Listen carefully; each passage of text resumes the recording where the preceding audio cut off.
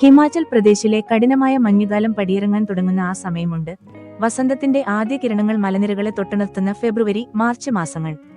ആ ദിനങ്ങളിലാണ് കുളുവും കിന്നൌറും ലാഹോൾ താഴ്വരയുമെല്ലാം ഫാഗ്ലി എന്ന അപൂർവമായ ആഘോഷത്തിലേക്ക് ഉണരുന്നത്.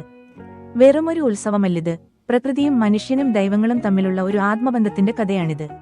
പ്രഭാതത്തിൽ മഞ്ഞുവീണ വഴികളിലൂടെ തുകൽവാദ്യങ്ങളുടെയും കൊമ്പുകളുടെയും മുഴക്കം കേട്ടുതുടങ്ങുന്നതോടെ ഫാഗ്ലിക്ക് തുടക്കമാകും. ഇതിൽ ഏറ്റവും ആകർഷണീയമായ കാഴ്ച പുല്ലുകൊണ്ടുള്ള വസ്ത്രങ്ങളും തടികൊണ്ട് കൊത്തിയെടുത്ത വമ്പൻ മുഖംമൂടികളും ധരിച്ച നർത്തകരാണ്. ഓരോ ഗ്രാമത്തിലെയും ദേവതകളെയും ഐതിഹ്യങ്ങളിലെ രാക്ഷസന്മാരെയുമാണ് ഈ മുഖംമൂടികൾ പ്രതിനിധീകരിക്കുന്നത്.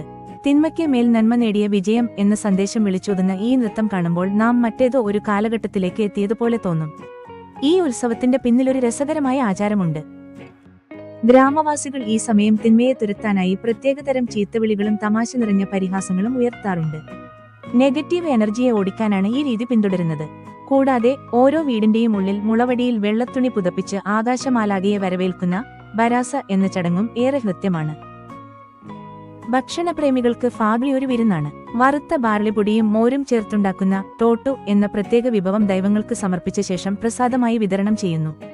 ഹിമാചലിലെ തനതായ ദാം സത്യയും ഈ ദിവസങ്ങളിൽ ഗ്രാമങ്ങളിൽ ഒരുക്കാറുണ്ട്. ജിബിയിലെയും തീർത്ഥൻ വാലിയിലെയും ഏതോ ഒരു ഹോംസ്റ്റേയുടെ ബാൽക്കണിയിലിരുന്ന് ദൂരെ മലനിരകളിൽ മഞ്ഞു വീഴുന്ന പശ്ചാത്തലത്തിൽ ഈ ഉത്സവത്തിന്റെ താളങ്ങൾ കേൾക്കുന്നത് വിവരിക്കാനാവാത്ത ഒരു അനുഭൂതിയാണ്. 2026-ൽ ഹിമാചലിലേക്ക് ഒരു യാത്ര പ്ലാൻ ചെയ്യുന്നുണ്ടെങ്കിൽ മാർച്ച് ആദ്യവാരത്തിൽ നടക്കുന്ന ഈ ഫാഗ്ലി ഉത്സവം കാണാൻ മറക്കരുത്. അത് നിന്റെ യാത്രാ ഡയറിയിലെ ഏറ്റവും വർണ്ണാഭമായ താളുകളിൽ ഒന്നായിരിക്കും. ഈ വീഡിയോ നിങ്ങൾക്ക് ഇഷ്ടപ്പെട്ടുവെങ്കിൽ ലൈക്ക് ചെയ്യാനും ഷെയർ ചെയ്യാനും മറക്കരുത്. അടുത്ത ഒരു യാത്രയുമായി വീണ്ടും കാണാം.